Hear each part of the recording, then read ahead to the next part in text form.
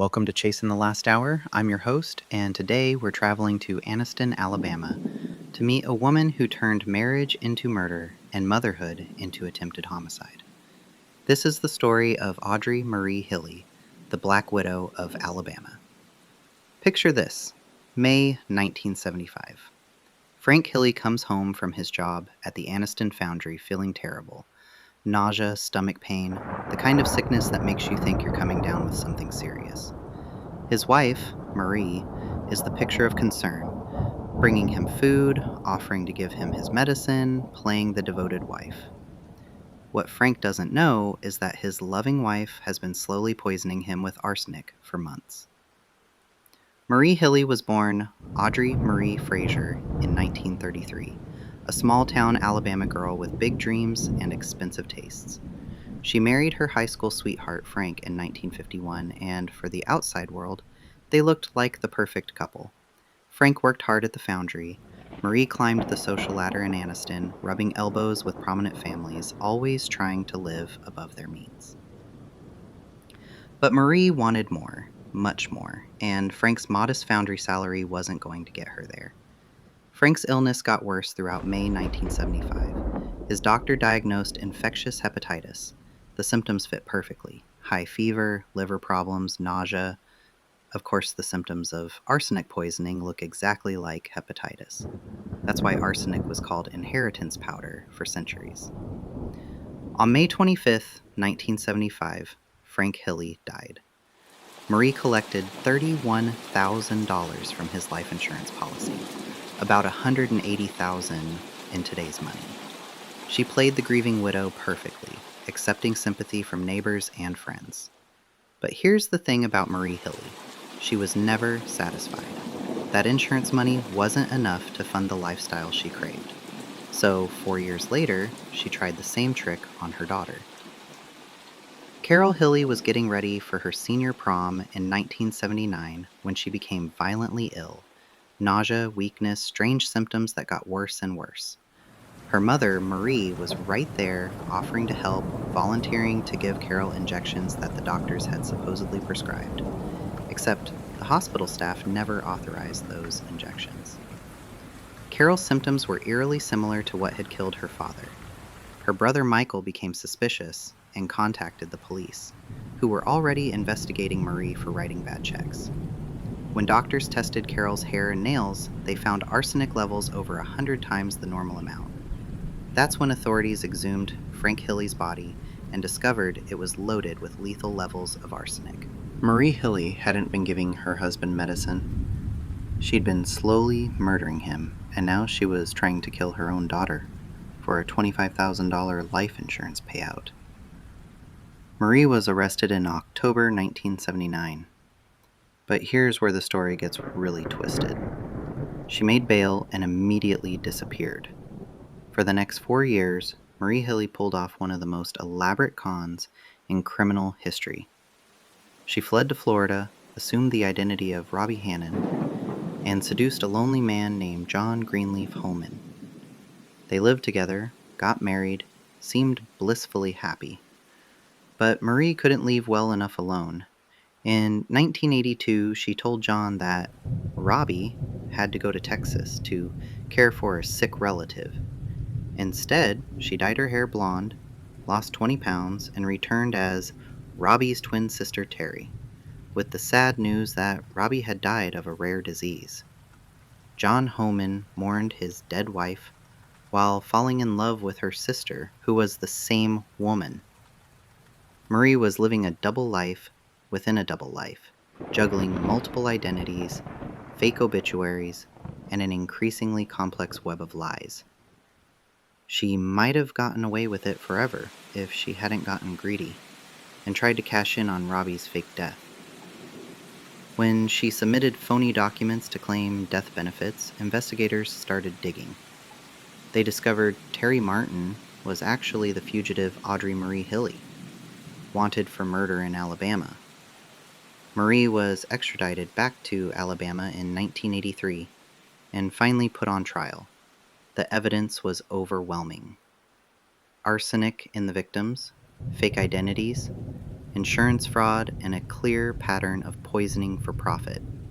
She was convicted of murder and attempted murder, sentenced to life plus 20 years. Justice served. Case closed. Right? Wrong. In February 1987, after serving only 4 years, Marie was granted a 3-day weekend furlough to visit her husband John, who had somehow remained devoted to her throughout the trial. It was her first time out of prison. She never returned. For 4 days, police searched for the Black Widow. On February 26, 1987, during a cold, rainy Alabama winter, a homeowner spotted something crawling across her neighbor's patio deck. It was Marie Hilly, soaked, hypothermic, barely conscious. She was rushed to the hospital but died hours later from exposure. The woman who had killed with careful, calculated doses of poison died alone in the cold rain, just miles from where she was born. But even Marie's death was shrouded in mystery. How had she survived 4 days in freezing weather? Where had she been? What was her endgame? Police never found answers. The Black Widow took her final secrets to the grave.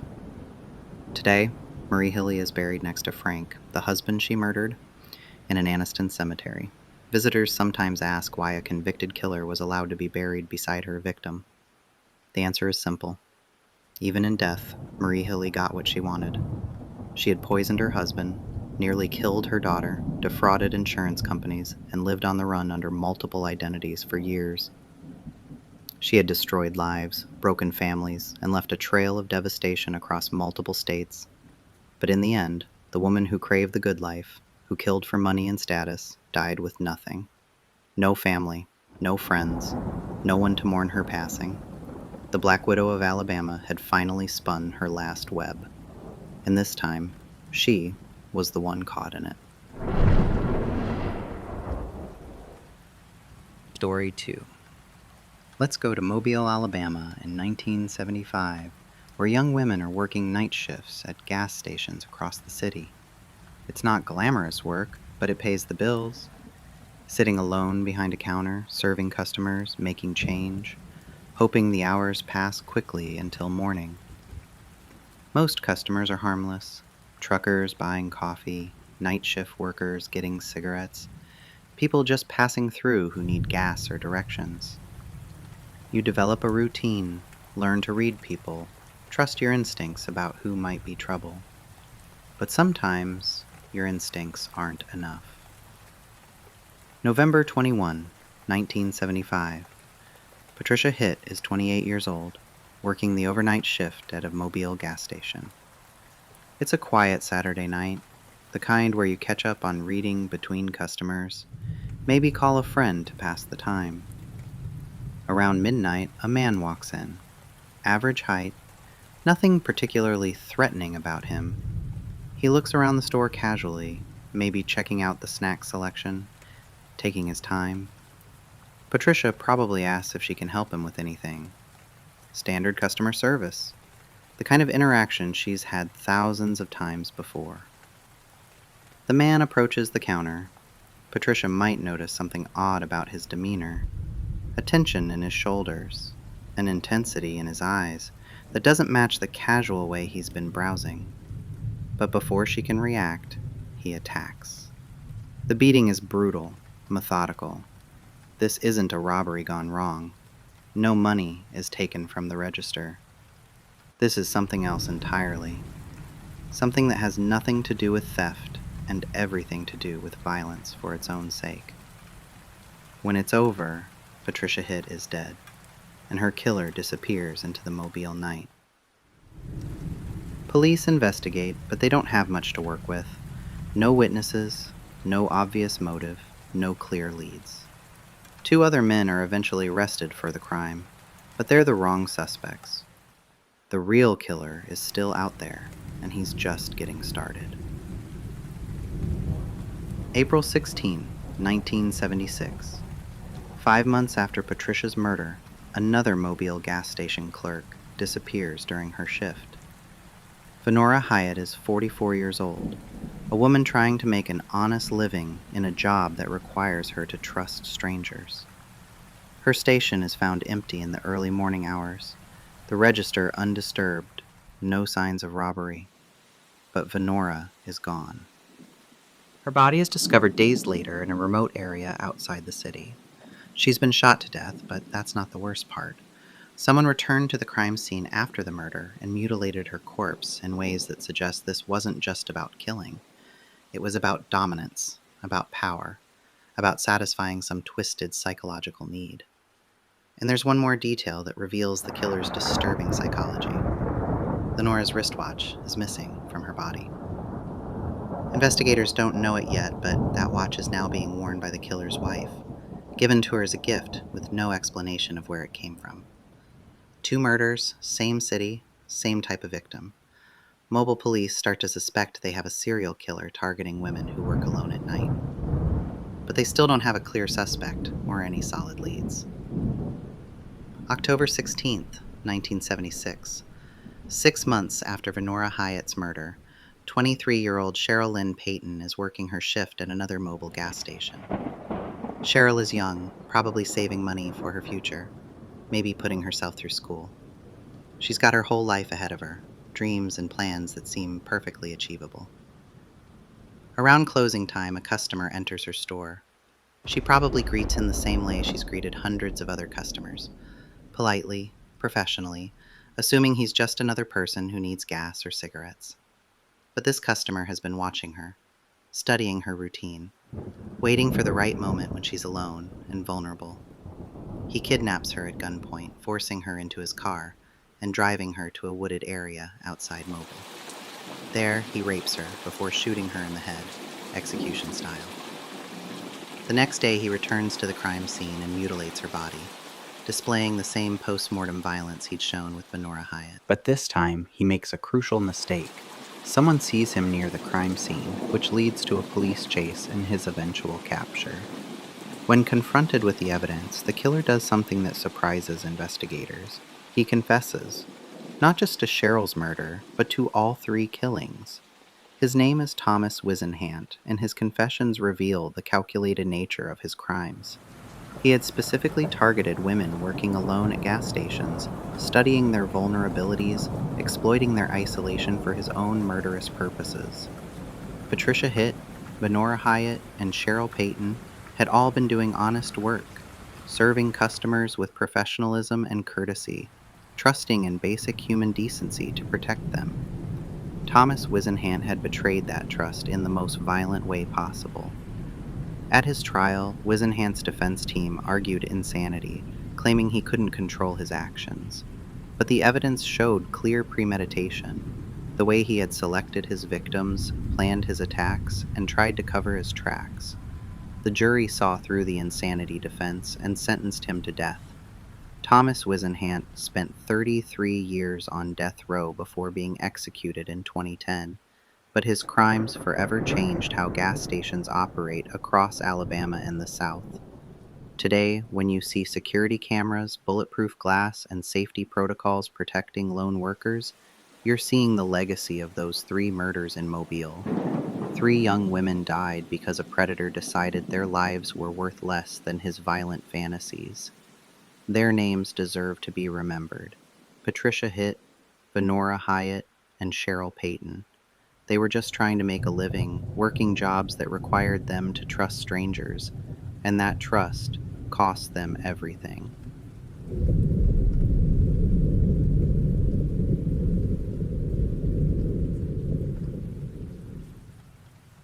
Story 3. We've all been there. A work meeting, the fluorescent lights humming, the stale coffee in the pot, the endless discussion about budgets or departmental policy, a scene so mundane, so forgettable, that it's the last place you'd expect a bloodbath. But on February 12, 2010, at the University of Alabama in Huntsville, that's exactly what happened. This isn't your typical workplace violence. This is a story of academic ambition, generational privilege, and a long simmering rage that finally boiled over.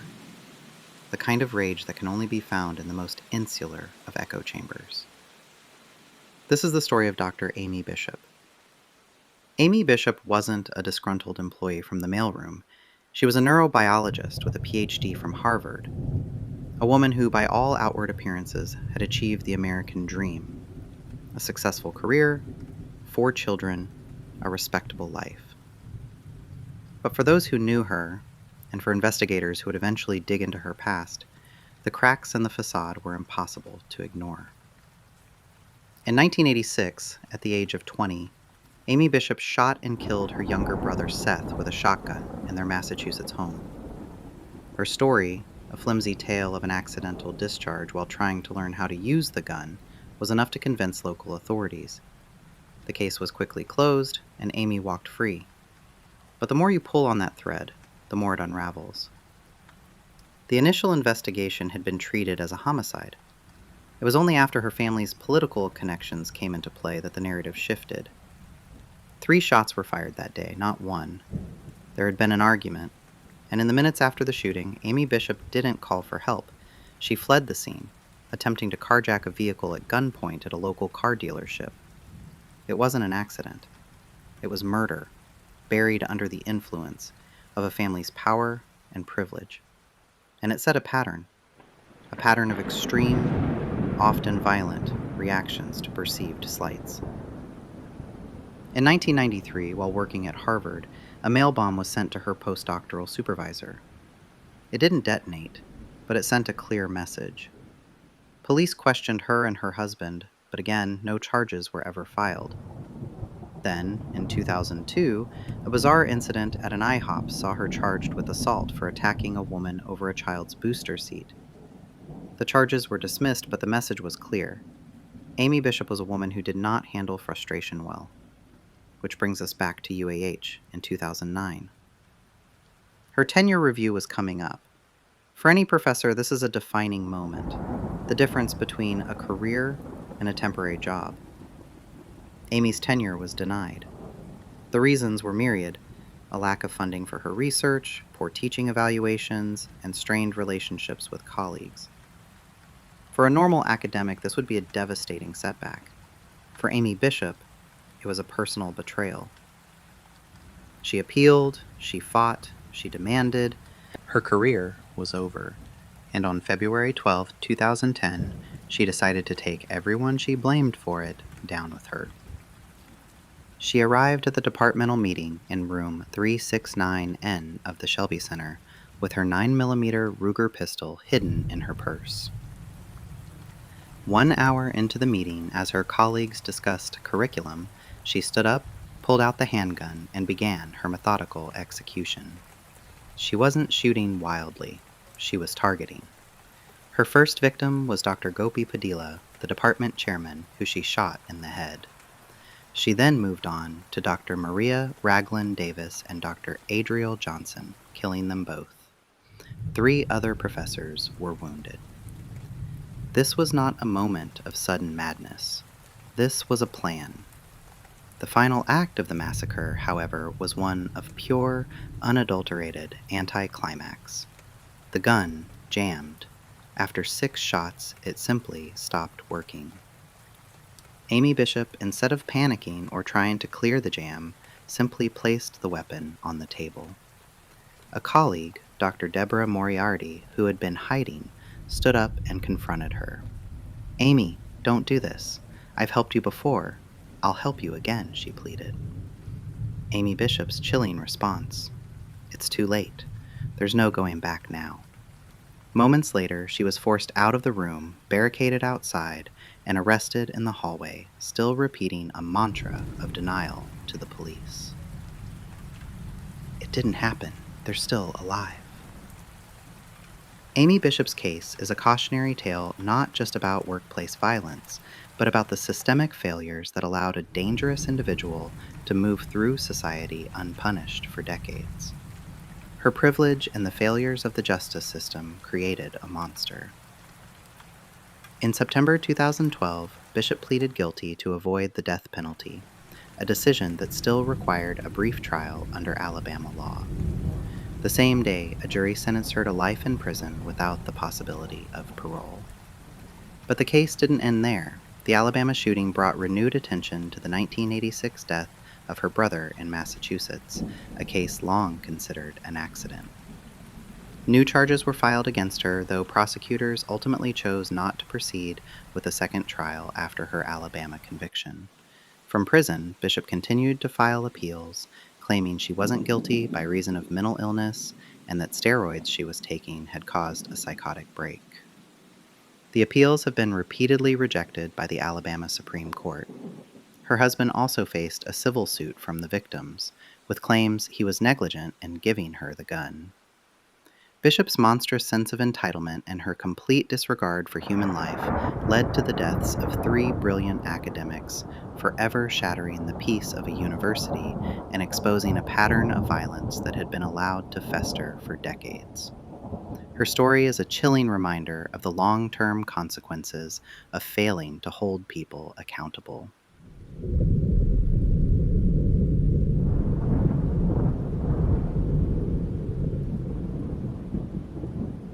Story 4. The train rattled through northern Alabama on a cool spring morning in 1931.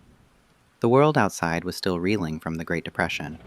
Factories closed, bread lines stretching for blocks, entire families riding the rails just to find work or food. Freight trains were packed with the desperate, poor farmers, unemployed workers, and teenagers with nothing but the clothes on their backs, hitching rides in open boxcars to anywhere that might offer a chance to survive. On March 25th, that train was headed west. 9 black boys between the ages of 13 and 19 had jumped aboard looking for a free ride and a better future. They weren't alone. A group of white teenagers had also hopped the train, and tension built quickly in that swaying metal car. A fight broke out. Fists flew. When it was over, the white teenagers were forced off the train. By the time the train screeched to a halt in Scottsboro, Alabama, a crowd had already gathered, and word was spreading. 2 white women stepped off that same train, accusing the 9 black boys of something horrific, an accusation that, in 1931 Alabama, was more than enough to spark a mob and set off one of the darkest chapters in American legal history. The 2 women were Victoria Price and Ruby Bates, both white mill workers in their early 20s. They claimed that, after the fight, the 9 black boys had raped them inside the boxcar. In 1931 Alabama, that accusation was enough to ignite rage before any evidence was even considered. Rape, especially allegations by white women against black men, carried a near-certain death sentence, whether through the courts or by mob. When the train pulled into Scottsboro, police swarmed it. The 9 boys, teenagers, most barely into adolescence, were arrested on the spot. Their names were Clarence Norris, 19, Haywood Patterson, 18, Ozzie Powell, 16, Willie Robertson, 17, Charlie Weems, 19, Olin Montgomery, 17, Eugene Williams, 13, Roy Wright, 12, Andy Wright, 19. They were poor, illiterate, strangers to one another. Most were riding the rails simply looking for work. And now, in the space of a single accusation, they were fighting for their lives. News spread fast. By nightfall, a lynch mob gathered outside the Scottsboro jail. The sheriff, fearing a massacre, called the Alabama National Guard to surround the building. For days, soldiers with rifles held off the crowd, who demanded justice before a trial had even begun. Just 12 days after their arrest, the boys were put on trial. There were 4 rush trials, each boy defended by a single volunteer attorney who had never tried a capital case before. Inside the courtroom, the defense had almost nothing. No preparation, no time to investigate, and no witnesses to counter the women's story. Outside, armed mobs chanted for the death penalty. The all-white juries deliberated for mere minutes. 8 of the 9 were sentenced to death by electric chair. Only the youngest, 12-year-old Roy Wright, was spared. The jury couldn't agree to execute a child. Then cracks began to show. Medical exams performed immediately after the alleged rape showed no evidence of assault. Ruby Bates, one of the accusers, eventually recanted. She wrote letters admitting the story had been fabricated to avoid arrest for vagrancy and prostitution. But the courts didn't want to hear it. Alabama's legal system, and much of its white population, had already decided these boys were guilty. The case reached the U.S. Supreme Court twice. Powell v. Alabama, 1932. The court ruled that the boys' right to counsel had been violated, overturning their convictions, a landmark decision for due process. Norris v. Alabama, 1935. The court found that excluding black citizens from juries violated the 14th Amendment, another historic ruling. Despite these victories, retrials in Alabama still led to convictions and years of imprisonment. Over the next 2 decades, some boys escaped, some were paroled, and some remained in prison for years longer. The last defendant, Clarence Norris, was finally paroled in 1946. He lived in hiding for years, haunted by what happened, until he was officially pardoned in 1976, more than 40 years after the trials began. The Scottsboro boys' case changed American law, strengthening the right to counsel and challenging all-white juries. But it also exposed the depth of racial injustice in the Jim Crow South. 9 teenagers boarded a train looking for work. By the time they stepped off, they were trapped in a nightmare they couldn't wake from, one fueled by prejudice, hysteria, and a system eager to sacrifice them for the illusion of justice.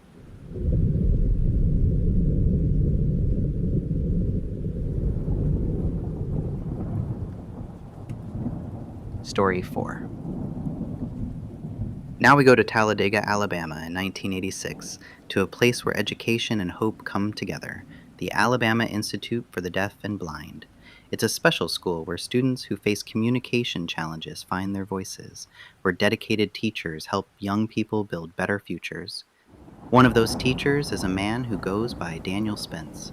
He's new to the area, soft-spoken, seems genuinely interested in helping students with their art projects. The kind of teacher who stays after hours, who takes extra time with struggling students, who appears to really care about their success. February 1986. 24-year-old Sherry Weathers is a student at the Institute, working toward her degree despite the challenges of being hearing impaired. She's a single mother with 2 young sons, 5-year-old Chad and 4-year-old Joey, and she's determined to build a better life for her family through education. Sherry lives in a small apartment near the school with her boys. It's not much, but it's theirs, and she's proud of how hard she's working to improve their circumstances. Her instructors and counselors at the Institute know her as a dedicated student who rarely misses class. So when Sherry doesn't show up for more than a week without explanation, people start to worry. Her counselor tries calling. No answer. The school contacts the manager of her apartment building, asking if he can check on her. Maybe she's sick. Maybe there's been a family emergency. Maybe she just needs help with something. February 24th, 1986. The apartment manager uses his key to enter Sherry's unit, expecting to find her ill in bed, or maybe discover that she simply moved away without telling anyone. Instead, he finds a horror scene that will haunt him for the rest of his life. Sherry Weathers is dead, strangled in her own home. But that's not the worst of it. Her 2 little boys, Chad and Joey, have also been murdered, killed by the same person who took their mother's life. Someone had arranged their bodies in a cross formation and covered them with a sheet. The Talladega Police Department launches an immediate investigation. This isn't a robbery. Nothing appears to be missing from the apartment. This isn't a crime of passion between lovers. There's no evidence of that kind of relationship gone wrong. This is something else entirely. Something calculated and cold. Investigators start looking into Sherry's life, trying to understand who might have wanted to hurt her. She was a quiet student, focused on her education, devoted to her children. She didn't have enemies, didn't get involved in dangerous activities. But there was one person who had shown unusual interest in Sherry recently. An art teacher at the Institute named Daniel Spence. When police questioned Spence about his relationship with Sherry, they noticed something odd about his behavior. He's nervous. evasive. His answers don't quite add up.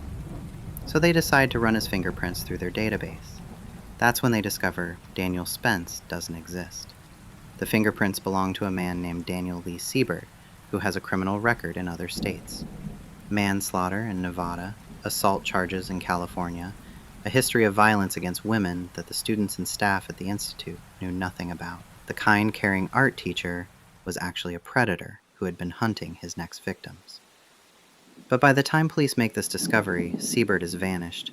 His apartment is empty, his belongings gone, no forwarding address. He's disappeared as completely as if he never existed.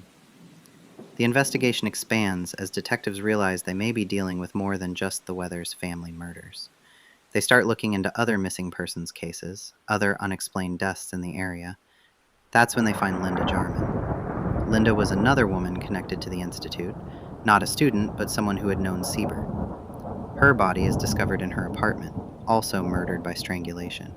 The same method, the same coldness, the same lack of obvious motive. And then there's Linda Odom, a waitress who had been dating Sebert under his false identity. She'd been reported missing in February, and her remains are found in March. Again, strangulation. Again, the work of someone who kills with methodical precision.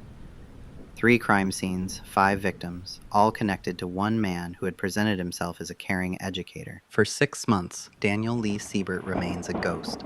Law enforcement agencies across multiple states are looking for him, but he's managed to disappear completely. He could be anywhere, using any name, potentially hunting new victims while investigators search for clues. Then, they get a break. A phone call comes in from Nevada, from a woman who had survived an encounter with Sebert years earlier. She's been contacted by someone claiming to be an old friend, and something about the conversation has made her nervous enough to call police. During that phone call, she heard background noise, rain, thunder, the sound of a storm. Using weather patterns and phone tracing technology, investigators narrowed down Sebert's location to the Nashville, Tennessee area. They set up surveillance at truck stops and restaurants near the interstate, knowing that drifters like Sebert often work temporary jobs in the food service industry. And sure enough, they find him working at a restaurant, still using the alias Daniel Spence, still presenting himself as a harmless, helpful person. When he's arrested, Sebert doesn't resist. In fact, he seems almost relieved that his run is over. During questioning, he confesses not just to the Alabama murders, but to killings in other states as well. By his own admission, Daniel Lee Sebert has murdered at least 12 people across the country. The picture that emerges is of a serial killer who used his mild-mannered appearance and fake credentials to gain access to vulnerable victims. He would arrive in a new town, establish a false identity, build trust with people who had no reason to suspect him, then he would kill them. His victims included deaf students like Sherry Weathers, women he dated like Linda Odom, random targets who simply had the misfortune of crossing his path. He killed mothers, children, working women, anyone who became convenient prey for his psychological needs. At his trial, Sebert's defense team tried to paint him as mentally ill, a product of childhood abuse who deserved treatment rather than execution. But the evidence showed clear premeditation. The false identities, the careful selection of victims, the methodical disposal of evidence. The jury wasn't sympathetic. Daniel Lee Sebert was sentenced to death for the Alabama murders and would spend the next 20 years on death row. In 2008, as his execution date approached, Sebert developed pancreatic cancer. His lawyers argued that the cancer medication would interact with lethal injection drugs, causing unnecessary pain.